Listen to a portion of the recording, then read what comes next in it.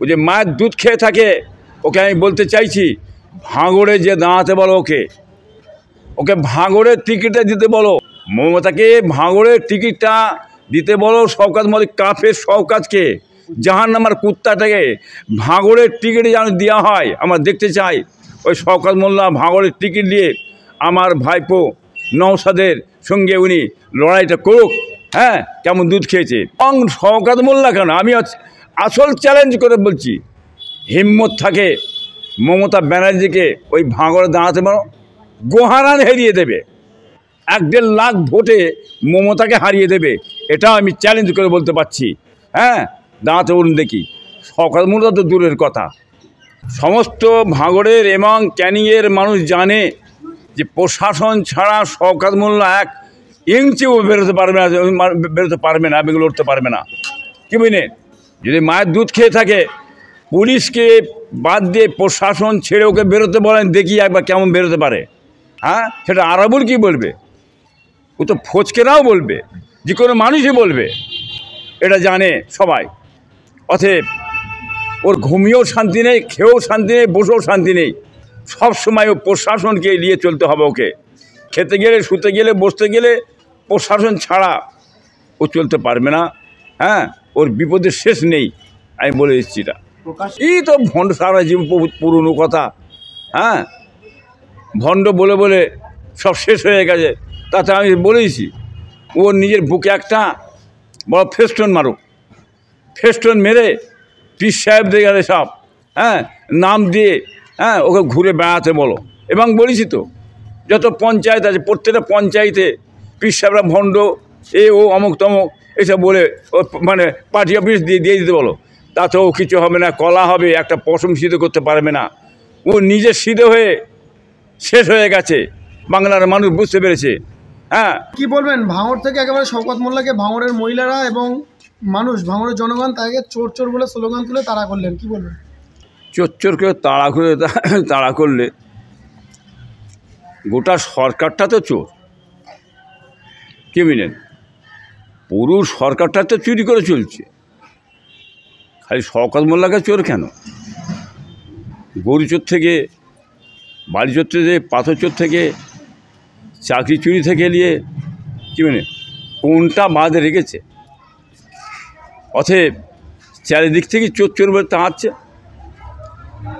আর আগামীতে যত নেতারা বেরোবে, ভোট প্রচারে বেরোবে, চারিদিক দিয়ে বাংলার মানুষ, হ্যাঁ, মেয়ে ছেলে বেটা ছেলে ওই চোর চোর চোর চোর এই কথাটা বলবে, এই শব্দ শুনে থাকতে হবে। আর শওকত মোল্লা তো বেঈমান কাফের, ও আজকের নেই। হ্যাঁ, ওই কাফেরকে সবাই তো চেনে। ও কবরে জাপ দি ওই কাফেরটিকে মানুষ চোর চোর বলবে, এছাড়া ওদের কোনো রাস্তা নেই। একেবারে তৃণমূলের নেতা আরাবুল ইসলাম দেখছি আজকে বলছে যে শওকত মোল্লাকে একেবারে ভাঙড়ে, মানে পুলিশ প্রশাসন ছাড়া ভাঙড়ে টোটালি শওকত মোল্লা 1 সেকেন্ড দাঁড়াতে পারবে না। তৃণমূলের নেতা আরাবুল ইসলাম বলছে, কি বলবে? ও সারা জীবন ভোট যখন থেকে এসেছে, আরাবুল ইসলাম কি বলবে? সমস্ত ভাঙড়ের এবং ক্যানিংয়ের মানুষ জানে যে প্রশাসন ছাড়া শওকত মোল্লা 1 ইঞ্চিও বেরোতে পারবে না, বেগুলো উঠতে পারবে না। কি বুঝলেন? যদি মায়ের দুধ খেয়ে থাকে, পুলিশকে বাদ দিয়ে প্রশাসন ছেড়ে ওকে বেরোতে বলেন, দেখি একবার কেমন বেরোতে পারে। হ্যাঁ, সেটা আরাবুল কি বলবে? ও তো ফচকেরাও বলবে, যে কোনো মানুষই বলবে। কি বুঝলেন? এটা জানে সবাই। অতএব ওর ঘুমিয়েও শান্তি নেই, খেয়েও শান্তি নেই, বসেও শান্তি নেই। সব সময় ও প্রশাসনকে নিয়ে চলতে হবে ওকে। খেতে গেলে, শুতে গেলে, বসতে গেলে প্রশাসন ছাড়া ও চলতে পারবে না। হ্যাঁ, ওর বিপদের শেষ নেই, আমি বলে দিচ্ছি। এটা প্রকাশ্য মঞ্চ থেকে তো শওকত মোল্লা আপনাদেরকে ভণ্ড বলে আক্রমণ করে। এই তো ভণ্ড সারা জীবন, পুরনো কথা। হ্যাঁ, ভণ্ড বলে বলে সব শেষ হয়ে গেছে। তাতে আমি বলেছি ওর নিজের বুকে একটা বড় ফেস্টন মারুক, ফেস্টন মেরে পীর সাহেবদের গেলে সব হ্যাঁ নাম দিয়ে ওকে ঘুরে বেড়াতে বলো।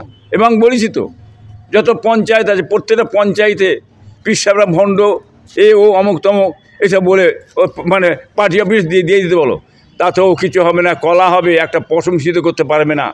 ও নিজে সিদ্ধ হয়ে শেষ হয়ে গেছে, বাংলার মানুষ বুঝতে পেরেছে। ও যে মায়ের দুধ খেয়ে থাকে, ওকে আমি বলতে চাইছি ভাঙড়ে যে দাঁড়াতে বলো, ওকে ভাঙড়ের টিকিটটা দিতে বলো। মমতাকে ভাঙড়ের টিকিটটা দিতে বলো। শওকত মোল্লা কাফের শওকতকে জাহান্নামের কুত্তাটাকে ভাঙড়ের টিকিট যেন দেওয়া হয়। আমরা দেখতে চাই ওই শওকত মোল্লা ভাঙড়ের টিকিট দিয়ে আমার ভাইপো নওশাদের সঙ্গে উনি লড়াইটা করুক। কেমন দুধ খেয়েছে। এবং শওকত মোল্লা কেন, আমি আসল চ্যালেঞ্জ করে বলছি, হিম্মত থাকে মমতা ব্যানার্জিকে ওই ভাঙড়ে দাঁড়াতে পারো, গোহারান হারিয়ে দেবে, 1-1.5 লাখ ভোটে মমতাকে হারিয়ে দেবে। এটাও আমি চ্যালেঞ্জ করে বলতে পারছি। দাঁড়াতে বলুন দেখি। শওকত মোল্লা তো দূরের কথা। শওকত মোল্লা তো বলছে ভাঙড় থেকে নওশাদকে হারাতে না পারলে রাজনীতি ছেড়ে দেবে। ও তো সারা জীবন মানে ও তো বলেছিল ওই যে খালে ডুবে মরবো, কি বুঝলেন? অত খালে ডুবে মরতে হবে তো, তার মানে কি ও জানে তো। ও দাঁড়াবে না, সরে পালাবার জন্য বলছে। ওকে পালাতে হবে একটা জায়গায়, মনে রেখে দেবেন। ওকে বিজেপিতে পালাতে হবে। এখন থেকে বিজেপি সুর গাইছে, আমি আগেও বলি আবার বলছি। ও কলে কৌশলে বিজেপিতে না গেলে ও জানে বাঁচবে না। ওকে জানলে পালাতে হবে, বিজেপিতে পালাতে হবে, এটা লিখে রেখে দেন। ও নাই বাঁচবে না, কি বুঝলেন? এটা আমাদের জানা আছে। ও কত বড় মিথ্যুক, কত বড় মানে কাজ্জাব আমাদের জানা আছে। কত বুঝলেন না? ও তো সে দেখেন নটর ক্রিমিনাল, গুন্ডা, বোমবাজি করে। মমতা তো বলেই দিয়েছে, আপনারা জানেন তো। দাঁড়াতে বলুন, আমরা দেখতে চাই। বিজেপিতে পালাবার জন্যে এই কৌশল চালিয়েছ, অথবা আমরা জানি এটা। একেবারে নওশাদ সিদ্দিকী দেখছি রাজ্যের যে প্রান্তেই যাচ্ছে একেবারে মানুষের জনজোয়ার নামছে। এই জনজোয়ার নিয়ে আপনি কি বলবেন? আপনার ভাইপোর পাশে যে মানুষের এত আবেগ। মানুষ, বাংলার মানুষ একটা জিনিস চাইছে। যেমন বামপন্থীরা 34 বছর দেশটাকে চালিয়েছিল, তাদের কিন্তু দুর্নাম বদনাম অন্য কিছু নেই।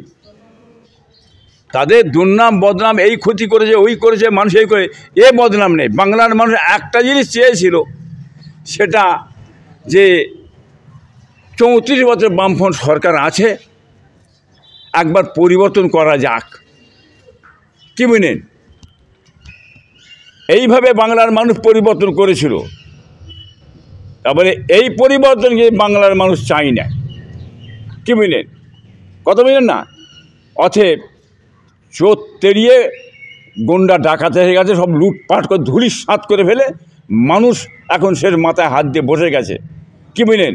মানুষ চাইছে একজন সচ্ছল রাজনীতিবিদ আসুক, দাঁড়াক।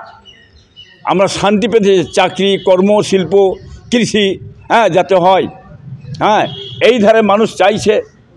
যার কারণে আইএসএফ দলটা মানুষ চাইছে চারিদিকে আইএসএফ আইএসএফ আইএসএফ ঝড়ের মতন নামছে। এটা আপনারা বলবেন হয়তো যে ইব্রাহিম পীর সাহেব বলছে ওনার ভাইপো বলে নাম করছে, না, নাম করা করে কি ব্যাপার নয়, যেটা বাস্তব বাংলার মানুষ বলছে।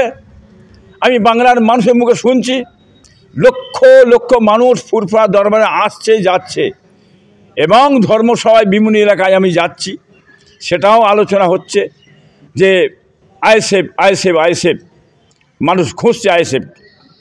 কত বুঝলেন না? মানুষ চাইছে একজন সৎ ব্যক্তি আসুক। অতএব শিক্ষিত, জ্ঞানী, বুদ্ধিজীবী, উকিল, ব্যারিস্টার সবাই কিন্তু আইএসএফ আইএসএফ করছে। এই জন্য বাংলার মানুষ ছুটছে।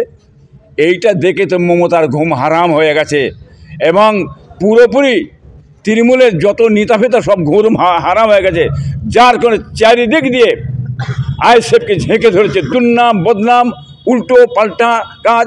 এবং আইএসএফের আপনার সংগঠনের ছেলেরা রাস্তাঘাটে মার পিট, বেইজ্জতি করা, বিভিন্ন রকম চাপতে চাইছে, মিথ্যে করে কেস চারিদিকে।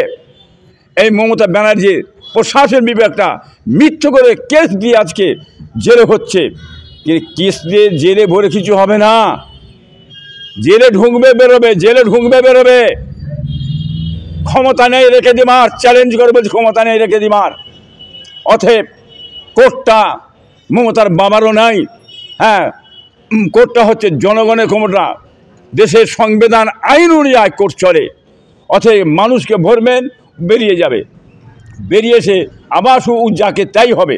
কি বুঝলেন, মেরে পেরে ধমকানি চমকানি দিয়ে প্রতিবাদ বন্ধ করা যায় না, যাবে না ইনশাল্লাহ বলেছে। এর জবাব আগামী ইলেকশনে উচিত জবাবটা দেখবেন দিয়ে দেবে, তখন বুঝতে পারবেন। সময়ের জন্য একটু অপেক্ষা করুন, আপনারা মাথা গরম করবেন না।